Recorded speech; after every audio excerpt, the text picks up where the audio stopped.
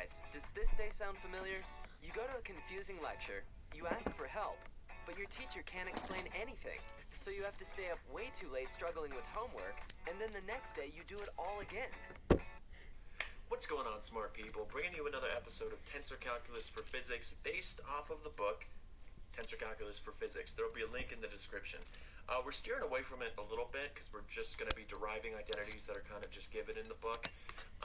So we're headed towards Einstein's field equations. The way that we're going to arrive at it is by taking into consideration what they need to reduce to, as well as what they could possibly be in terms of, and then the rest will amount to just finding the coefficients.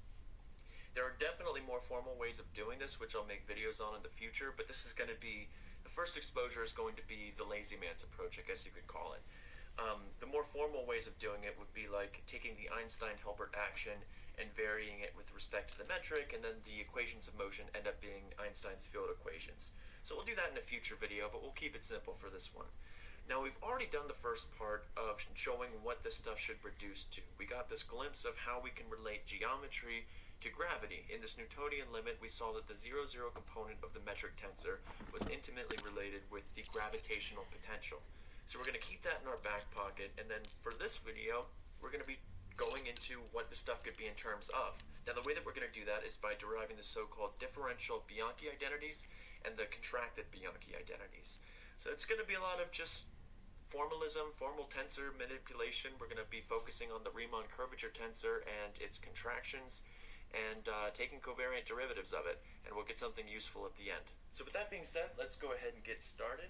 I've already written out the definition of the Riemann curvature tensor, which we derived a couple of videos ago, and we're just going to do some covariant derivatives of this guy. And we're going to arrive, first of all, we're going to do this in a coordinate system that makes our life a little bit easier, and we're going to show that it actually ends up being valid in all reference frames, in all coordinate systems. So here's our Riemann curvature tensor.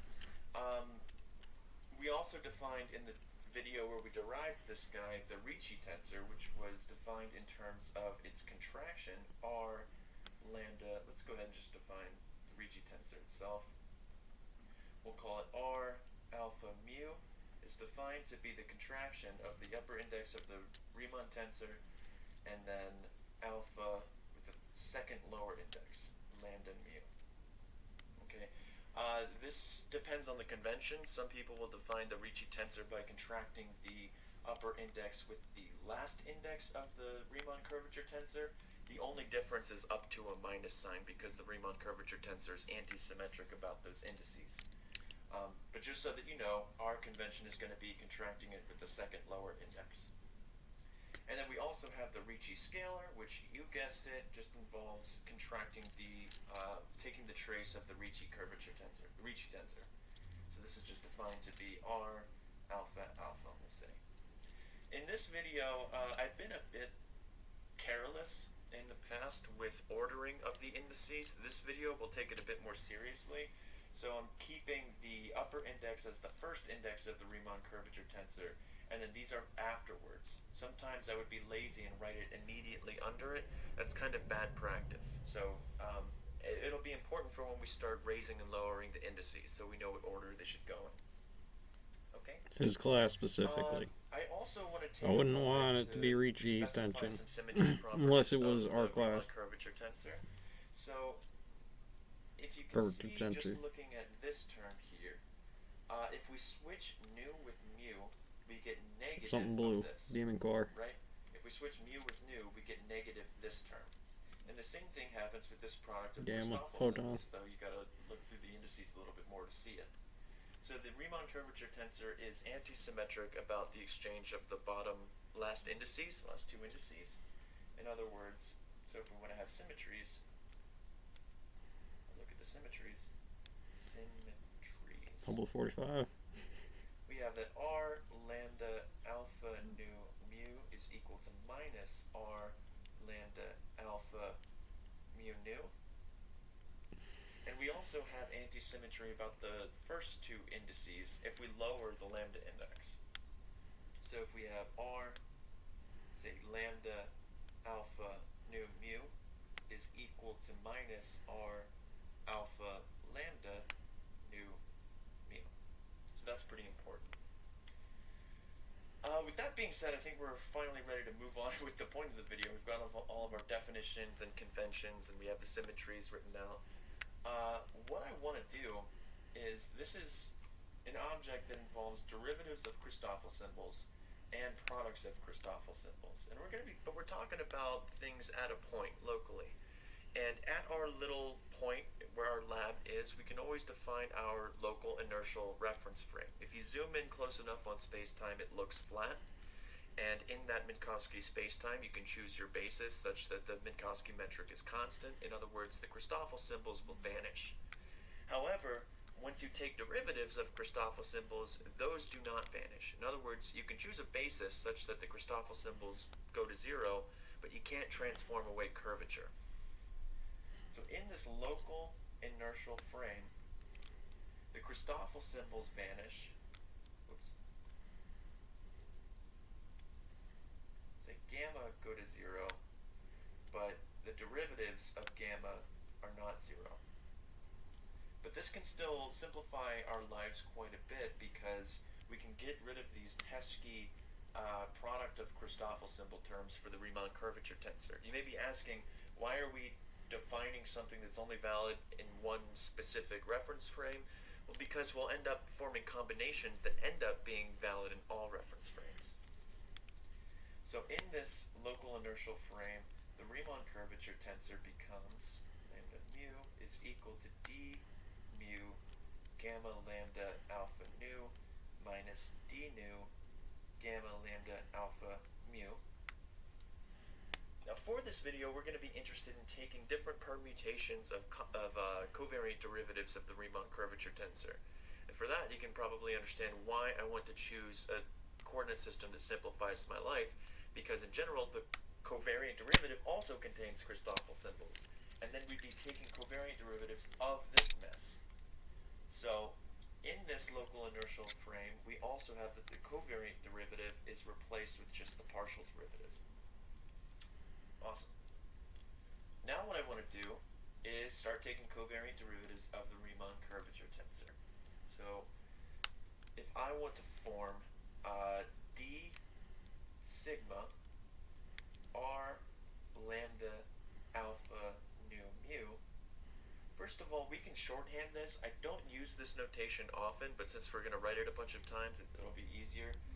Whenever you have a covariant derivative of a tensor, you can write that as the regular indices, alpha, nu, mu, and then if you put a semicolon, that denotes the thing following the semicolon means take a covariant derivative with respect to this coordinate, d sigma.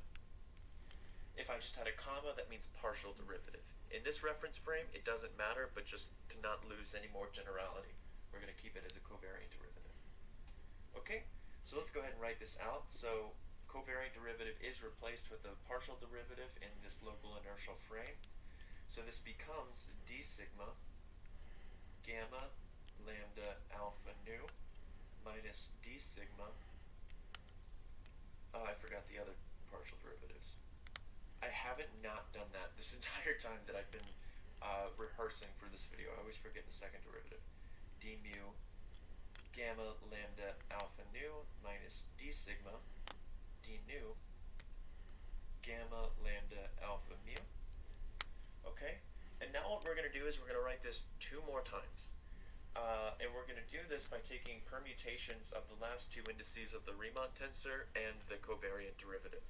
So we're going to look at cyclic permutations of this. So if we have, let's say, nu, mu, and sigma, where this is a cyclic permutation. So we have nu, mu, sigma.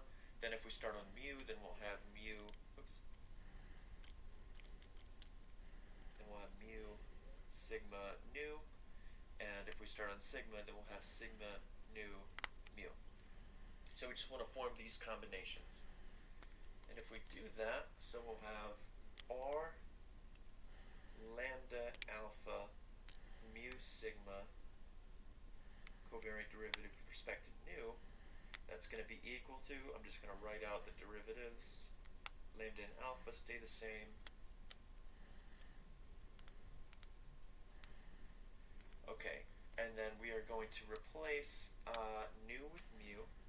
So this becomes a mu. Mu with mu, so this becomes a mu. We replace mu with sigma. So this becomes a sigma. And sigma. And we replace sigma with nu. Nu and nu. Okay, one more time. R lambda alpha sigma nu mu. Okay, so now we replace, or let's just write out the derivatives. Rubik's Cube. First pin, second pin, third pin, first pin, fourth pin, fifth pin, ninth pin.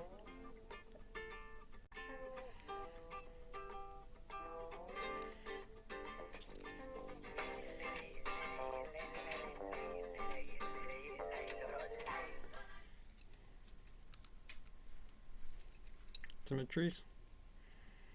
Oh. And then we replace mu with sigma. Semi-me's. Mu with sigma. Segments. Sigma with nu. Sigma becomes a nu, so the nu should Well, just use it like it's the environment. And then Like I said, that's the easiest move. V-R-O-R-O, rah. And or SOHCAHTOA. Mean, median, mode. Whatever gets you there. And a mu. Mu. Great. Cool. Got a Okay, guy, so he's we about to wrote the push some same buttons. thing He was the down, wrong times buttons of as per a unit. nuclear We're physicist. What do we proud of got? ourselves. Tensor calculus. Next, Alright, so that teacher was about to do some equations. really 1, dumb 2, stuff on 3. stage. They were in there in front of students and you heard it. And 3. No. And I'm going to add No. these together. That makes it sound like we're just Yeah, just you know, rip it off. burying ourselves even deeper. Probably We'll not. see what happens. So if we add these three equations No. together, we have Damn it. 1 plus The default's 2 that I can't get it plus back here 3. because it'll. That's Oh. equal to r lambda alpha nu mu sigma plus r lambda alpha mu sigma There you mu go. That you. plus r lambda alpha sigma Come on. mu. So what is this equal to? Let's go ahead and take a look at the first term. So the first term we have sigma and If I mu, give up the other one, and then I then we do have it. alpha nu in the Christoffel symbol. Sigma mu alpha nu. If I do in that in this class, term I'd right roast here, that kid right we now. have Alpha sigma mu, partial sigma, derivatives of mu with partial each other, derivative. and we have an alpha nu in the Tensor Christoffel calculus. symbols. So these are actually the same term, equal and Click, opposite. click, click, click. Okay. Next, we have this minus sigma nu alpha mu right here, and then Go on. here we have a plus sigma nu alpha mu. So these are equal and opposite. We're all here. She's here. I'm here. You're And here. finally, Go on.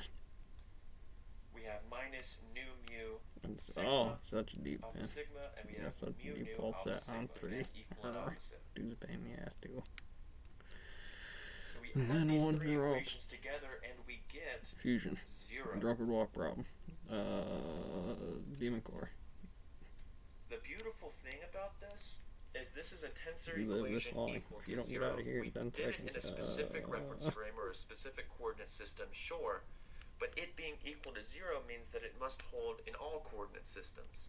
And we can illustrate this by a simple example, not with the Riemann tensor, but just by understanding or recalling hit a linear pin. You touch transformations. this Let's to the look at pin. like a You got it. computation.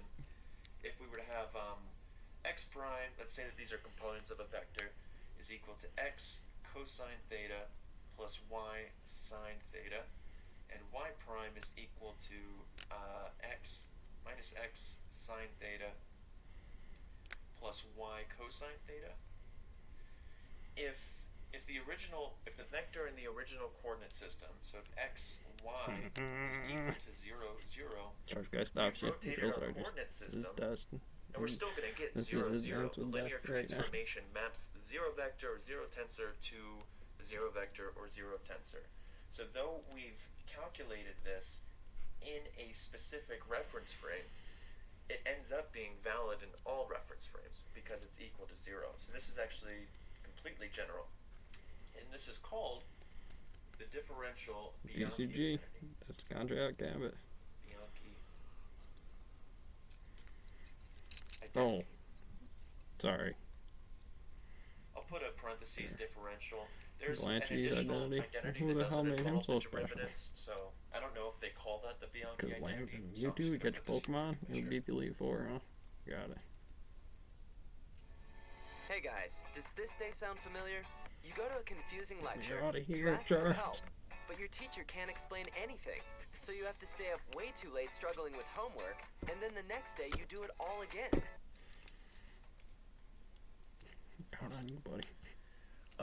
This is a Barely know very how to use my cool thumbs. identity. Count on It's you. not the one exactly that we'll be using to motivate Einstein's field equations, but the one that we will have, it only holds because this one holds, so it's worth going into. And using it as a jumping off point maybe just wouldn't mean as much. What's also cool about this is we were able to do it Got it without earlier. Now I specifying can't get the it. metric at all. It would be specified. How would you know if I didn't put a post about it? But Make that reactor what I mean core is we didn't have on to write calculus down the tensors. expression for the Christoffel symbols, which is kind of cool. We didn't have to do that 1/2 G whatever. So this is the Bianchi identity. And now what I want to do is this equation holds, and if we were to contract indices, it still holds, and that's what we're going to do. So the first thing that I'm going to do is I'm going to set. Rah rah rah. What do I want to do? I'll do set You sigma. don't see the equal Z to coin lambda. right there? And I'm I going to see write the this Z coin. equation down again.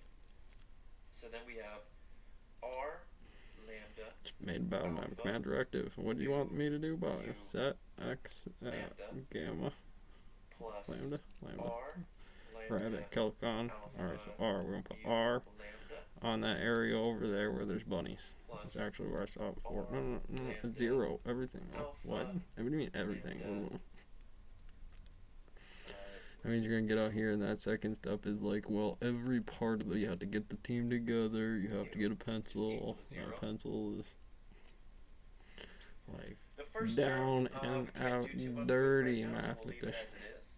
But the second and third I'm being a bit term abusive are here, just but proportional to the Ricci tensors, respectively. The first Ricci one will give us tensors, a right, minus Ricci, Ricci that's tensor the because we're cable contracting here. lambda with the third bottom index, and the second one just gives us the standard Ricci tensor. And of course, we're taking covariant derivatives with respect to Well, have mu you seen a gravity and with particle? respect to mu. Well, they talk about the So we weak can write force, the this strong as force, and electromagnetism all the time. R lambda Lambda. alpha Where's my bunnies? mu You know what I'm talking about. lambda You can graph that? minus You don't know what he's Ricci talking tensor. about? This is I'm gonna doing be a few different R, languages. I'm trying to alpha learn this one right now. mu covariant derivative with respect to nu plus R lambda. Oh, we're summing over lambda. A little bit. R Should you be on that farm trying to bang his mu daughter, son? Covariant derivative A with little respect bit. to mu, and that's equal to 0. So these are both Ricci tensors, but we're taking covariant derivatives with respect to different indices, and we're also specifying different indices of the Ricci tensors. So these don't cancel each other. Okay. The next thing that I want to do, again, this is a tensor equation. We can raise and lower its indices as we wish. Well, we can't lower it anymore because they're all lowered. But we can certainly raise them. You want that? So I thought what you I'm were gonna trying. do I is didn't I'm want to just shit on gonna the carpenter raise be a problem, but the honestly, alpha no, index I'll now. tear up And all the here's where bunnies back paying there. attention to order of the indices is actually going to start to matter. So we can write this as a 2 parts contravariant. Well, I guess we're summing. It's 3. So 1 part contravariant, 2 parts covariant.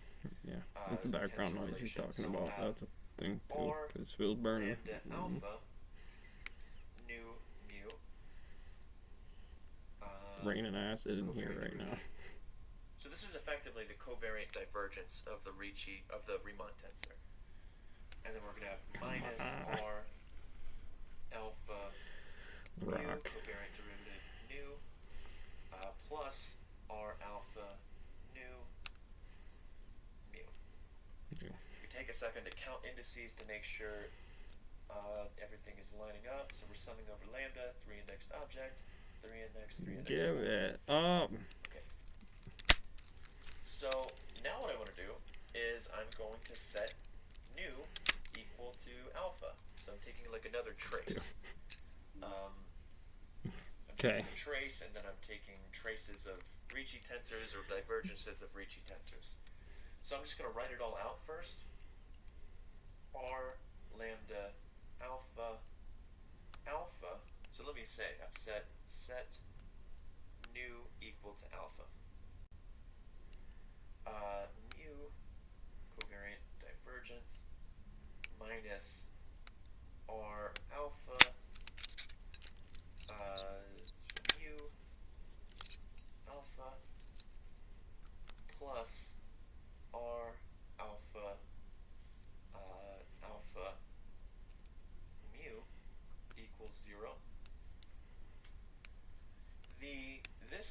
here, well, what are we doing? We're taking the covariant divergence of the Ricci tensor now. This term, we're contracting both indices of the Ricci tensor, so that's just going to give us the Ricci scalar, and we're taking the covariant derivative of that. And this guy, well, let's actually write that one out, since that's a little bit less clear. So we have R lambda alpha mu lambda. Clock. That's just 8 equal bit. to the 1, covariant 2, 3, 4, divergence 1, 2, of R 3, 4, 5, lambda 6, 7, alpha 8, 9, 10, alpha 11, mu. 12, 13, 14. Well, he's got the capital states and lower states on scale, so probably like 16. I cut that in half on 4.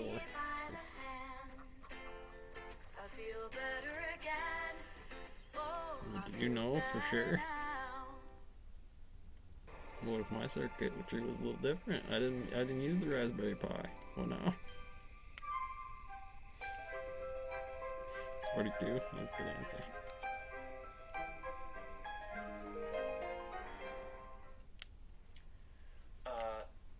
We can permute one of the indices, the upper indices, if we tack on the minus sign, because the Riemann tensor is antisymmetric about the exchange of the first two indices as well. So this is equal to d lambda General relativity minus d lambda fascist. r alpha lambda alpha mu. Sure. So we're contracting the first upper index with the alpha index. So that's just going to give us the Ricci tensor. Or I guess it's probably better to just say we're contracting alpha with the third index. Now that after he firstly has to do it, and it's kind of looking in books, doing things, and then you grab a kid and you're like, what do you want me to do? Well, I broke it down like this. Well, these are the real steps that you put into there because they're connected, because they're saying, look at it from topology, take it into a step folder, go grab those pieces. They're always by the same name, under by scale. Put it in this trick, it'll come up over here. R alpha mu. They're good forms. You're just OP about form. Plus the Ricci scalar. You probably pick up on a lot of stuff. Covariant derivative. Richie Scalar would be like, wow, I like that number, writing it down, doing the process, just learning it. Over alpha. So we can call them whatever they want, whatever we want. We'll might as well just call them the same thing. Laser, general relativity book. He's writing the numbers. I'm doing the optics. If you do the polarization, you get wave function and gravity. Let's call it nu, I guess. In which case, the first two terms combined, they're the same term. So we have minus 2 r nu Numbers. mu covariant divergence plus r covariant derivative is equal to 0. Okay. The last thing that I want to do is I want to relabel that mu on the Ricci scalar term. So we're taking the covariant derivative of the Ricci scalar with respect to the muth coordinate. I can write it as with respect to the nuth coordinate if I multiply by, a Kronecker delta. The mixed tensor representation of the metric tensor, though, is also the Kronecker delta. So in other words, r comma or semicolon nu is equal to, no, let's not do that. Bad. Don't do that. Mu g nu mu r. It's good for you. You're hanging with me because you like hanging with me. That's why. Right. This metric tensor with mixed components is just the identity matrix, because if you raise and then lower an index, you should get back to where you started. And then we're having this act on the nu, which is just going to transform it into a mu coordinate. Okay, let's divide both sides of the equation by minus 2, and so this is going to become r nu mu nu minus 1/2 r mu is equal to 0. And if we substitute in this relation here,